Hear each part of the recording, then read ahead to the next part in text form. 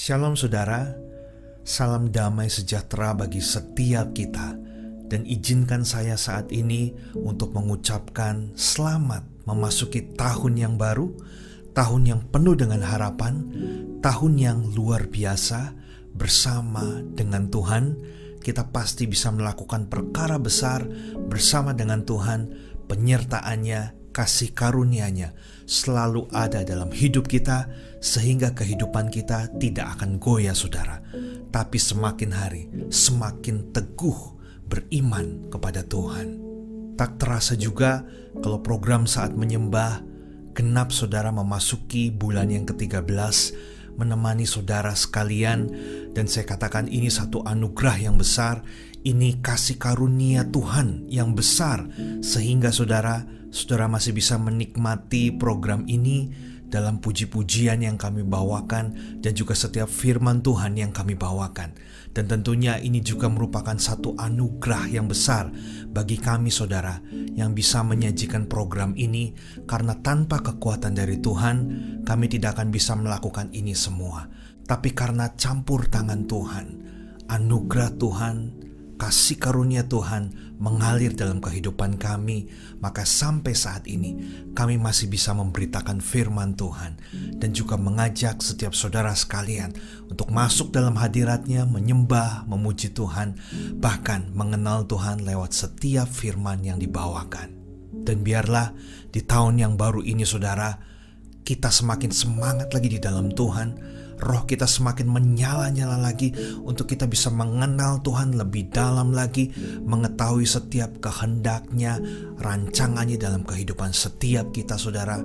Dan saya berdoa hidup kita makin hari makin naik level saudara, di bawah Tuhan makin lebih tinggi lagi. Dan satu saat nanti pada waktu Tuhan datang yang kedua kali, Dia menemukan iman yang besar dalam kehidupan setiap kita saudara. Di tahun yang baru saudara, saya percaya ada harapan yang baru yang juga Tuhan berikan dalam kehidupan setiap kita. Kita melihat kehidupan ini saudara, bukan makin mudah, tapi kehidupan yang kita jalani saat ini, kenyataannya kehidupan ini makin sulit saudara. Tetapi saya percaya harapan kita di dalam Tuhan tidak akan pernah sia-sia. Karena kita meletakkan pengharapan yang benar hanya kepada Tuhan, maka Tuhan itu sendiri yang akan memampukan setiap kita berjalan melalui setiap proses dan musim kehidupan setiap kita. Berbicara tentang harapan saudara, sebenarnya apa definisi daripada harapan itu? Kita melihat bahwa harapan adalah sesuatu yang diinginkan, sesuatu yang diharapkan oleh seseorang agar bisa jadi kenyataan. Sesuatu itu mungkin belum terlihat saat ini, tetapi dengan harapan itu kita menginginkan supaya apa yang kita rindukan itu bisa terjadi, bisa menjadi kenyataan, bisa kita alami. Dan tentunya saudara, setiap kita memiliki harapan yang baik akan kehidupan ini. Namun banyak juga orang yang salah menempatkan harapan ini saudara, sehingga begitu harapannya tidak tercapai, maka dia akan kecewa. Tidak sedikit juga orang yang menyalahkan Tuhan, bahkan bertanya kepada Tuhan, "Kenapa Tuhan hidup saya seperti ini? Kenapa Tuhan hal buruk terjadi dalam hidup saya? Kenapa Tuhan harapan yang saya miliki dalam hidup ini tidak Engkau genapi?"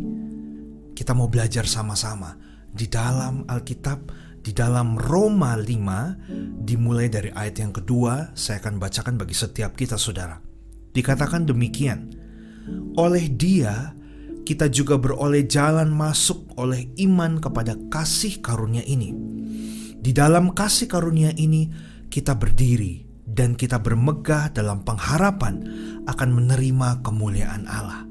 Dan bukan hanya itu saja, kita malah bermegah juga dalam kesengsaraan kita, karena kita tahu bahwa kesengsaraan itu menimbulkan ketekunan, dan ketekunan menimbulkan tahan uji, dan tahan uji menimbulkan pengharapan, dan pengharapan tidak mengecewakan, karena kasih Allah telah dicurahkan di dalam hati kita oleh Roh Kudus yang telah dikaruniakan kepada kita.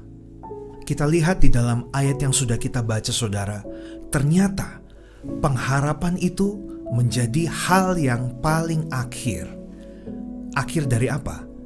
Akhir dari proses yang harus kita alami sebelum kita memiliki yang namanya pengharapan.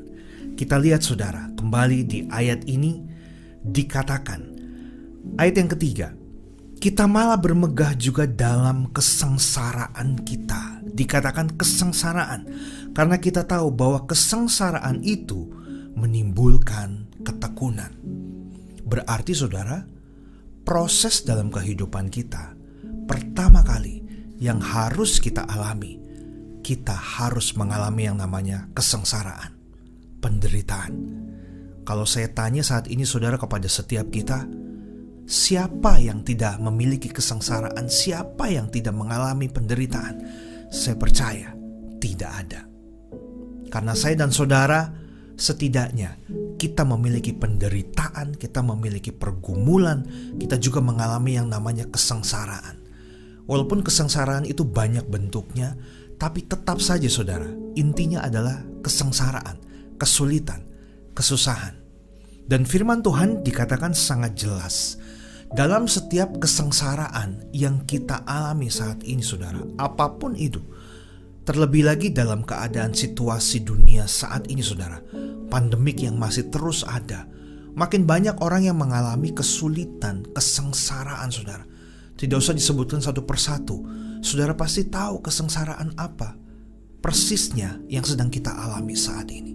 Tetapi dikatakan bahwa kesengsaraan itu akan menimbulkan yang namanya ketekunan saudara. Ketekunan dalam segala hal. Contoh kecilnya, kalau saat ini ada orang-orang yang saudara terkena PHK karena akibat dari pandemik ini, maka perusahaan di mana ia bekerja tidak lagi beroperasi. Perusahaan di mana ia bekerja itu menjadi bangkrut sehingga dia di PHK. Dia tidak bekerja lagi di perusahaan pada waktu dia bekerja saat itu saudara. Lalu untuk melanjutkan kehidupannya, maka apa yang harus dilakukan oleh orang tersebut? Tidak mungkin hanya berpangku tangan, tidak mungkin hanya berdoa saja di dalam kamar meminta pertolongan dari Tuhan, tetapi dia harus melakukan sesuatu. Dia harus berpikir bagaimana caranya supaya dalam keadaan yang sulit ini dia tetap bisa hidup, dia tetap bisa makan, bahkan dia bisa mendapatkan pendapatan. Walaupun mungkin pendapatannya tidak sebesar pada waktu ia bekerja saudara, maka berbagai hal pun akan dilakukan. Ada yang berjualan makanan, ada yang berjualan barang online saudara, bahkan juga ada yang bekerja menawarkan jasa saudara. Banyak sekali saudara jalan-jalannya saudara. Dan kita lihat dari kesengsaraan ini justru menimbulkan ketekunan.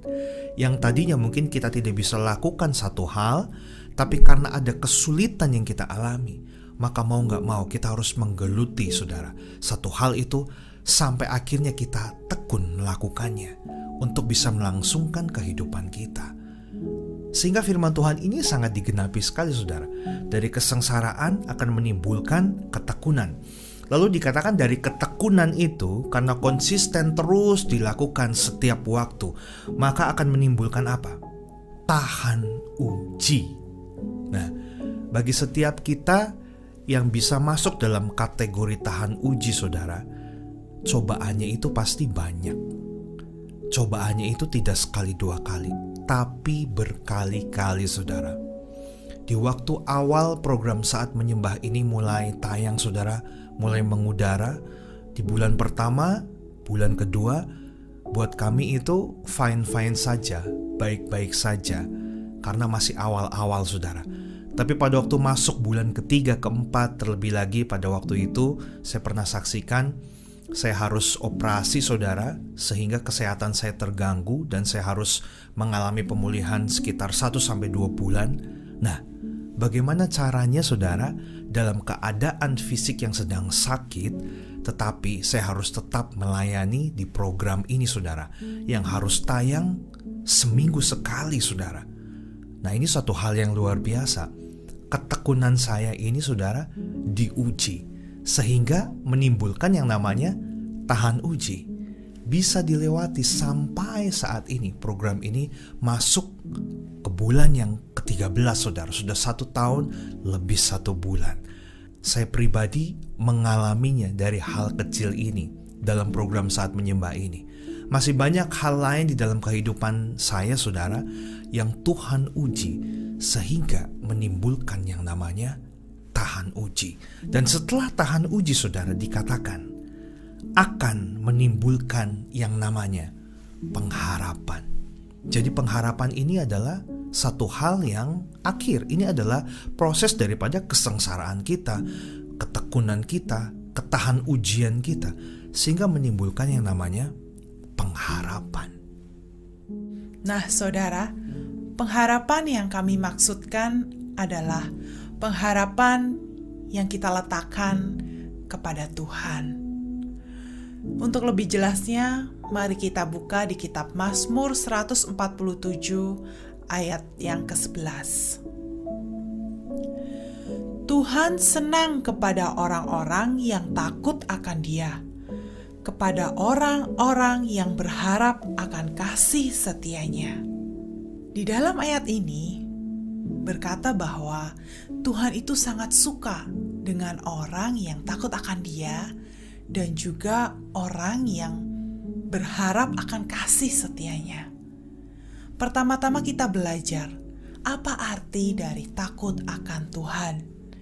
Takut akan Tuhan itu bukan berarti kita sangat ketakutan ketika kita bertemu dengan Tuhan, atau kita takut masuk neraka, kita takut dihukum apabila kita tidak menurut kepada perintah Tuhan.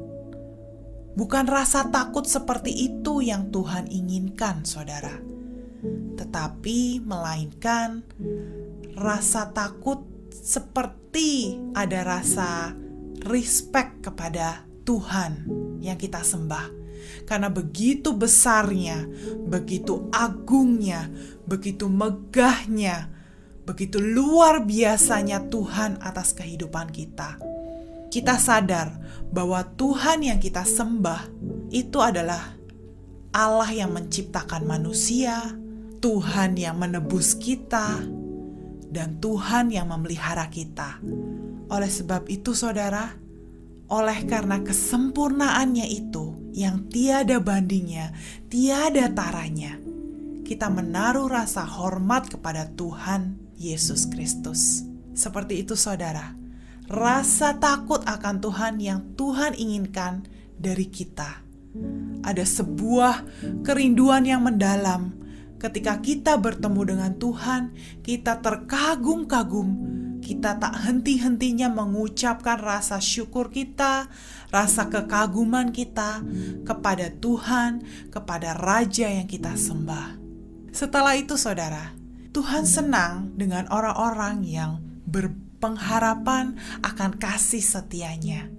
Ketika kita berharap kepada manusia, kepada kekayaan kita, kepada harta benda kita, atau kepada jabatan kita, maka suatu saat nanti semua itu akan mengecewakan kita, saudara.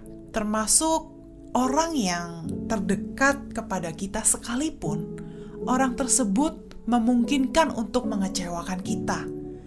Tetapi ketika kita berharap kepada Allah, maka tidak sedikit pun, tidak sekali-kali pun Allah itu akan meninggalkan kita, saudara. Allah akan memegang janjinya. Seperti ayat yang dikatakan ini, saudara. Dia adalah Allah yang setia. Kasih-Nya begitu sempurna, sehingga Dia menebus kita, menyelamatkan kita dari hukuman kekal. Oleh sebab itu, kita harus berpengharapan penuh kepada Allah. Kita tidak tahu di tahun ke depan, di hari-hari ke depan kita ada masalah apa yang akan menimpa kita, atau ada kejadian-kejadian apa yang akan menimpa kita. Tetapi apabila dasar daripada kita berharap adalah dasar yang benar, yaitu kita berharap kepada Tuhan, yang tidak pernah mengecewakan kita, maka kita pasti akan bisa melewati hari demi hari di tahun yang akan datang ini dengan penuh kepercayaan yang penuh kepada Tuhan. Dan tentunya tidak akan mengecewakan saudara. Sebab apapun yang Tuhan rancangkan atas kehidupan kita di masa depan adalah rancangan yang mendatangkan damai sejahtera, bukan rancangan kecelakaan saudara. Ingat saudara, apapun yang Tuhan rancangkan untuk masa depan kita nanti adalah rancangan yang damai sejahtera, rancangan yang begitu indah, di luar daripada logika kita, di luar daripada rancangan manusia yang ada di muka bumi ini. Mari saudara, di tahun yang baru ini, meskipun kita tidak tahu hal-hal apa yang akan terjadi di masa yang akan datang, tetapi firman Tuhan berkata, di dalam segala kesengsaraan kita, kita harus bertekun di dalamnya, sehingga kita beroleh ketahanan uji. Dan dari situ, kita akan menghasilkan pengharapan yang kita letakkan kepada Tuhan.